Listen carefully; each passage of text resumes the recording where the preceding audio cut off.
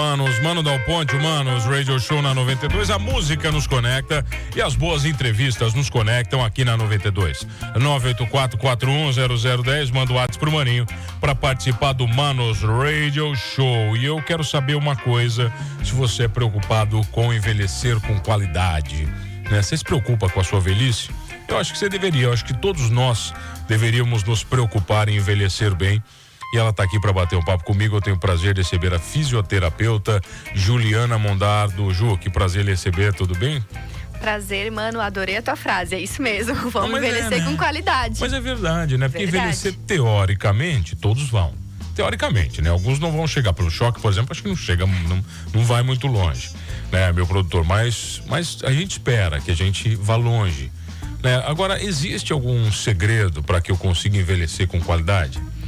Existem alguns segredos, né? Primeiramente, falasse muito bem, a gente tem que nos preocupar com o envelhecimento desde o começo, né? Todos os dias nós estamos envelhecendo. Então, quanto antes a gente se preocupar com a qualidade de vida da nossa velhice, é onde a gente vai conseguir mudar o nosso estilo de vida, a nossa qualidade de vida, pensando realmente em viver mais com qualidade. Alimentação, atividade física, manter estudando, a gente se manter ativo, porque como a gente estava falando antes, o nosso cérebro é o comando de tudo, então não adianta a gente pensar só no nosso corpo e esquecer dessa parte também. Tá. Agora vem cá, estamos falando de idosos porque você é uma fisioterapeuta especializada no atendimento domiciliar de idosos e famílias, né? Isso. É isso que você estava falando, porque às vezes o problema não é atender o idoso, é atender a família. Como eu atendo só a domicílio, então eu trabalho com o contexto todo, né? O mais difícil realmente, porque eu não atendo só o idoso, nós temos a família toda aqui, filhos, o cônjuge e cuidadores também, então acaba atuando com todos eles, pois trabalhar com o idoso depende, né, da situação dele, mas nós precisamos de uma equipe, de um apoio, né? A família é o nosso apoio, o cuidador é o nosso apoio, então tem que ter aceitação, tem que ter as orientações, seguir, pra gente tentar essa qualidade de vida, tanto pro idoso quanto pro familiar, porque não é fácil. O que é mais difícil nesse processo? Porque numa família existem pessoas diferentes, que pensam diferente, que amam aquele idoso de maneira diferente, que enxergam aquele idoso de maneira diferente. Para alguns é um orgulho estar cuidando daquele idoso, para outros um fardo, né, sem fim, um karma maldito. Para alguns é só comercial, né? Ele é só um produto comercial que a pessoa está, né, disponibilizando um serviço. O que é mais difícil nesse processo? Mano, vou dizer pra ti, eu sou assim muito humana, me envolvo muito, até converso muito com as médicas e elas dizem, tu se envolve demais. Eu me envolvo realmente porque isso é perigoso. É, né? Perigoso, a gente tá ali vendo aquela debilidade e só que eu estou vendo o idoso naquele momento e a família tem toda a situação de uma vida. Então é como tu disse, tem um amor, às vezes não tem tanto, ou tem um amor, mas é do jeito dele. Então uma coisa que eu sempre tento colocar na minha cabeça e falo também para as cuidadoras, que o amor e o carinho a gente não pode cobrar, né? Isso é de cada um e cada um tem o seu jeito. Não dá para mensurar, né? Não dá para mensurar, mas o cuidado, que seriam os cuidados básicos, é isso que a gente tem que cobrar da família, do cuidador, né? Que é manter a higiene, tentar facilitar o que a gente pode, porque hoje, como todos os estudos estão avançando, a gente consegue facilitar muito a vida do idoso dentro de casa ou na rua. Hoje tem os andador, tem cadeira de roda, tem tudo, né? Então tudo a gente consegue facilitar a vida dele. Então isso é algo que a gente tenta exigir, entre aspas, né? Orienta e tenta fazer com que façam o melhor pro idoso. Tá, e o velho teimoso? O velho teimoso é difícil. O velho teimoso vai dizer que não tem. O que mais tem, pô. Eu, quando ficar velho, vou ficar insuportável. Mas eu digo que não é o que mais tem, não, sabe? É verdade. Por incrível que pareça, os meus velhinhos são muito bons. Mas quando a gente pega um teimoso, não é fácil. O que é mais difícil com essa pessoa teimosa? Ela aceitar que tá doente, aceitar o tratamento ou aceitar orientações e normas? Tudo. O conjunto. Tudo. É o conjunto. Às vezes eu recebo mensagem de alguma família assim, não, porque a gente precisa, mas a mãe não tá aceitando. Assim, não, normal, vamos por partes. Então eu vou um dia, me apresento, faço só uma avaliação, converso, depois deixo a família continuar. Mas daí esse velhinho geralmente assim, não, mas eu não preciso. Não, mas eu já faço. Não, mas eu, daí começa a movimentar, a mostrar. Tô bem. Então eles não aceitam. É um processo realmente. Mas assim, eu imagino que você atenda muitos tipos diferentes de comorbidades, né? Idosos em estágios diferentes, com doenças diferentes e evoluções até mentais diferentes, né? Como é que você lida com tudo isso? Porque tem aquele acamado que já está em estágio vegetativo, que eu imagino que, né, tá ali de modo paliativo. Tem de tudo, eu imagino. Tá. Tem de tudo, não. Eu vejo às vezes que eu tô estressada quando eu vou pra minha terapia e só falo dos meus pacientes. Aí eu vejo que tô no limite, porque realmente é muito difícil. A gente lida, hoje eu tenho duas, na verdade. Uma que tá num processo de cuidado paliativo, e então a gente se envolve muito, sempre em contato com a família, com médicos, pensando sempre no melhor. Mas tem aqueles que eu falo que a maior dificuldade é com o idoso lúcido. Por conta da teimosia, realmente, por conta dessas dificuldades. Ô, Ju, mas aquele lúcido que está acamado, porque lúcido acamado deve ser uma coisa difícil, né? É difícil. Eu até hoje tive... Hoje não, até todo dia quase a gente tem essas situações. A pessoa acamada, é o que eu sempre falo assim, a cabeça boa e o corpo ruim, que o corpo não tá ajudando, é o mais difícil de lidar realmente, porque ele tem a noção de tudo, ele entende tudo e tem as dificuldades físicas que não permitem, fazendo a pessoa ficar dependente. Essa eu também acredito que é a pior situação. Eu lembro de uma passagem de uma tia minha que estava com Alzheimer e ela estava muito bem fisicamente. Só a cabeça que tinha dado. Eu me lembro, era pequenininho, Ju. A primeira, eu me lembro muito bem. A gente foi visitá-la, irmã do meu avô. E o meu tio, né? Tio-avô, né? Ele pegou um comprimido e estava dissolvendo num suco de laranja escondido na rua. Eu ainda falei assim, tio, por que tu tá fazendo isso? Então, porque se ela vê, ela não toma. E eu assim, caraca. Sabe, a primeira lembrança que eu tenho de um cuidado, assim, uma teimosia. Mas isso não é só com o Alzheimer. Muitos idosos às vezes não aceitam. Medicação, depende, isso tudo depende. Não é exclusivamente do Alzheimer. Tem idosos que querem ver realmente o que estão tomando, querem saber se é o mesmo que, principalmente se é um cuidador, que daí eles querem ainda ter o controle da situação ou realmente a insegurança. E não são todos que eles ficam bem de olho. Agora, Ju, olha só, imagino que em muitos momentos sejam confidenciadas muitas coisas a você, né? Dores, angústias, amores, segredos, né? Alegrias. Como é que você lida com isso? Porque você não é só uma fisioterapeuta, né? Você tá participando de um momento delicado da vida das pessoas. Muitas vezes você está ajudando elas a voltarem a uma possível normalidade. E a confiança estabelecida vai muito além de você movimentar alguém. Vai muito além. Nossa, perfeito. Assim, eu sempre comento quando eu tenho a partida de um desses idosos num velório, às vezes sou eu que choro mais do que muitos netos, do que muitas pessoas, porque eu acabo tendo esse envolvimento de estar dentro da casa uma, duas, 3 vezes por semana. Às vezes eu tenho mais contato do que um filho, do que um neto. Então, eles me contam coisas de infância, coisas do casamento, dificuldades, alegrias. Então eu sempre lido com eles como meus amigos. Eu falo para eles mesmo, tchau amigo, tchau amiga, tens uma amiga, porque realmente a gente se torna amigos. Mas quando é que deixa de ser profissional? Quando a gente se envolve demais. Mas quando você passa isso todo dia. Todo dia você passa por isso, então. Passo todo dia por isso. E são situações que a gente se torna amiga do paciente e da família inteira. Então, assim, eu sou convidada para aniversário, sou convidada para os almoços. No final da tarde eu já tenho lá um café pronto. Não, tu não vai embora antes de tomar um café e daí querem conversar de política, querem conversar disso. Mas isso Isso não é perigoso, que não deixa profissional míope às vezes? Né? É porque é uma balança bem perigosa, né? É uma balança difícil, mas eu vou dizer que até hoje eu não tive problemas. Tá? A gente realmente consegue. Eu tenho famílias que eles dizem assim: eu adotei.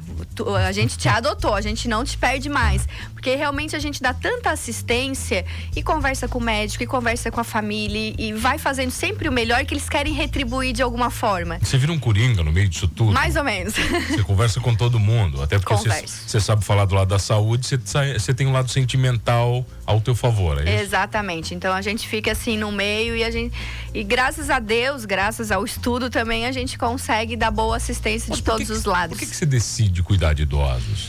Então, eu decidi cuidar de idosos. Eu tenho um tio que ele é médico, e quando eu me formei na graduação, surgiu a primeira pós-graduação aqui na Unesc em gerontologia, e ele falou: faz, que é o futuro. Ai, tio, mas será, né? Cuidar de velho, a primeira coisa que a gente pensa, cuidar, né? Velho, tá. Todo mundo, isso é o que todo mundo me pergunta também. E ele disse: não, mas faz, que é o futuro. E realmente eu fiz, me apaixonei. É um mundo imenso de informações, que hoje eu penso que todas as áreas, até na escola, a gente devia aprender e entender o que é um idoso, o que é envelhecer, para ter até o respeito digno que eles precisam ter. E me encantei e tô nessa área desde 2009 e não pretendo sair. Idoso mentiroso, tem um monte? Tem alguns. Contador de história. Tem. Não, às vezes eu digo, tenho que escrever um livro daqui a pouco, porque a gente pega umas histórias muito engraçadas. Foi pra cada lugar que você nem imagina. Não, eles contam. Você não sabe se é verdade ou não, né? Não tem como saber, né? Não, às vezes tem fatos que a gente tem que ir pra família ver se realmente é coerente ou não, até pra investigar uma possível demência, né? Então, quando vem histórias às vezes um pouco cabulosas, absurdas, a gente tem que perguntar se é realmente, pra entender também como é que tá esse cognitivo desse idoso. Qual a pior doença de todas pra você? Pra mim são as demências. As demências? As demências, porque a demência, a pessoa perde a sua identidade. Então ela está nesse mundo, mas ela não é mais ela. Ela esquece que ama as pessoas, né? Ela esquece das pessoas, esquece tudo. Isso, né, cara? E a família sofre muito com isso, né? Então eu acho que as demências é a pior, porque todos sofrem. E é onde a gente vê assim: ele não lembra mais de mim, ou eu falo com ele, parece que não me reconhece. E infelizmente chega nesse ponto, né?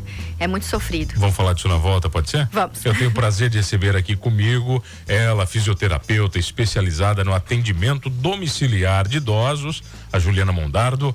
Um abraço pro Giovanni, um abraço pro meu querido Erickson. Ô, bruxão, bom ter você aqui novamente. Um abraço pro meu querido Matheus, tá sempre aqui conosco. A gente já volta aqui no Manos Idosos Show, é isso?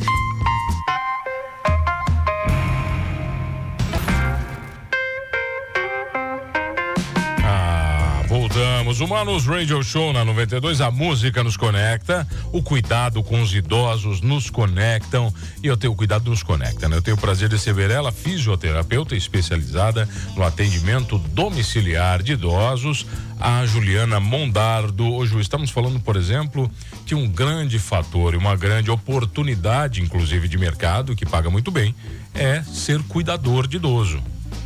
Verdade, hoje até conversando muito assim, todas as famílias precisam, né? Tanto de cuidador quanto de casas, de instituições que cuidam de idosos, mas o máximo que nós pudermos manter o idoso no domicílio com os cuidados, fantástico. É sempre melhor manter ele em casa ou não?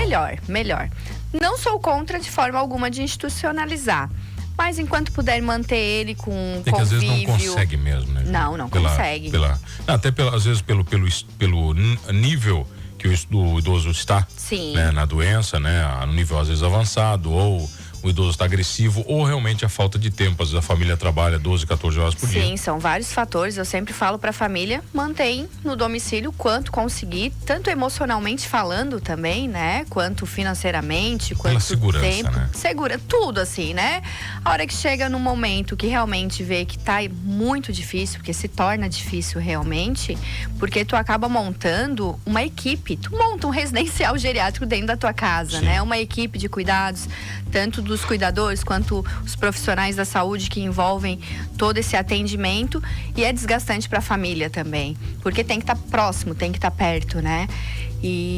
Mas manter ele em casa sempre vai ser a melhor opção. Porém, chega num momento que sim, Vamos institucionalizar. Tá, e nesse caso, por exemplo, você dá capacitação para cuidadora, é isso? Isso, eu faço. Antes da pandemia, a gente tinha os cursos de capacitação para idosos, para cuidadores de idosos. Agora eu tô fazendo mais familiar com os cuidadores da família. Então a gente faz as capacitações já com o familiar e os cuidadores voltados para aquele idoso. Então eu faço uma capacitação, um curso voltado específico para esse idoso que a gente está em atendimento. Mas já está vindo a procura para voltar com essas capacitações dos cuidadores em geral. Eu coloquei aqui, cuidado com o idoso no Google, para ver o que vem. Aquela história assim, eu gosto de fazer essas pesquisas aqui. Primeiro, vem oito tópicos que são os mais procurados: acompanhamento médico regular especializado, alimentação balanceada, prática de atividades físicas, cuidado da mente e cuidado do corpo, importância das famílias e dos laços sociais e afetivos, respeito ao tempo e à independência do idoso, cuidado na casa, né? E sabendo os seus direitos. Por exemplo, uma casa que não está preparada para um idoso é uma arma contra a vida dele, né? É uma arma. E é a maior dificuldade que nós temos também. Mandar tirar um tapetinho? Exatamente. Eu sabia que você ia falar disso. O tapete é o mais difícil. Eu sabia que você ia falar do tapete. Às vezes eu chego na primeira vez na casa, eu dou aquela analisada, mas não falo. Tá. Não falo. Eu espero ter um vínculo, eu espero a pessoa gostar de mim pra eu poder. Agora vamos tentar tirar esse tapete, porque simplesmente chega lá e querer já mudar a casa, eles já vão me colocar pra correr, né? Aqueles cantos cheios de pontas. Imagina. Né? Então, assim, a casa é o primeiro que a gente olha, mas é um dos últimos que eu falo. Porque realmente é o que tem mais dificuldade. Agora, se a gente pegar, por exemplo, aqui na nossa região, a arquitetura do final da década de 90 era muito chique as casas terem escadas, níveis, né? Uma sala desnivelada com uma cozinha, um quarto mais alto. Isso também é um perigo terrível, né, Juliana? É lindo, né? Maravilhoso. Mas é um perigo e torna muito limitante depois pro idoso. Porque ele não consegue mais subir com um andador, porque não tem um espaço. Tá. E se precisar da cadeira de roda, ele também não consegue. Não então consegue, vem as né? tentativas de adaptação. Uma porta pequena numa casa que não passa cadeira de roda, tudo isso não foi pensado, né? Nunca foi pensado, e isso é a maior dificuldade que nós encontramos. Eu tenho idosos que às vezes eles não conseguem mais tomar banho no banheiro porque a cadeira de roda não entra. Caraca. Por conta de uma porta pequena. Aí fora a qualidade de vida que você perde, né? Perde totalmente. Um banho de chuveiro faz toda a diferença. E às vezes o paciente, ele é lúcido, só que por conta da dificuldade, tá cadeirante, não conseguimos mais dar o banho de banheiro. Quando você falou, por exemplo, uma coisa aqui, direitos dos idosos, né? Você falou isso pra mim, por exemplo, primeiro você não pode esquecer que independente do idoso estar num estágio terminal, vegetativo, né, paliativo, ele continua sendo um ser humano. Como é que você fala isso pros cuidadores e pra família? Eu vou dizer que eu tive uma experiência uma vez que eu fiquei bem chocada. Eu cheguei para atender um idoso paliativo. Eles deram alta do hospital para realmente falecer em casa. E a cuidadora lá, e eu perguntei qual é o nome dessa pessoa. Ela disse que não sabia. A cuidadora não cuidadora. Sabia. Eu disse, mas como que tu não sabe? Ela não fala. Eu disse, não, mas tu veio cuidar de uma idosa que tá no fim da vida. Caraca. Então aquilo eu senti muito. E eu levo isso como exemplo sempre, porque assim, a pessoa está no seu fim de vida, está acamada, ele estava com oxigênio, realmente estava numa transição já para morte, a família tentando ofertar tudo o que podia com um cuidador e uma fisioterapeuta, e tu não tratar aquela pessoa pelo nome. Com dignidade. Com dignidade. Então faz o seguinte, as pessoas que querem te encontrar, Ju S. Mondardo. Ju S. Mondardo, bota lá, só procurar, né? Tem vaga ainda para atender pessoas ainda? Como é que tá? Tô com uma vaga agora. Uma vaga? Uma vaga, pô, mas daí também, né? Vem aqui na rádio falar das coisas, não tem vaga para atender, daí é difícil, Ju. Que prazer lhe receber. Muito obrigada. Obrigado pela aula. Muito obrigada, eu sempre falo que aqui quem ganha sou eu nessa história, né? Obrigado, Ju, obrigado a você que está comigo todas as tardes aqui no Manos Radio Show. E não esqueça de uma coisa, se você é um filho da mãe que não trata um idoso com dignidade, com certeza você não merece a humanidade.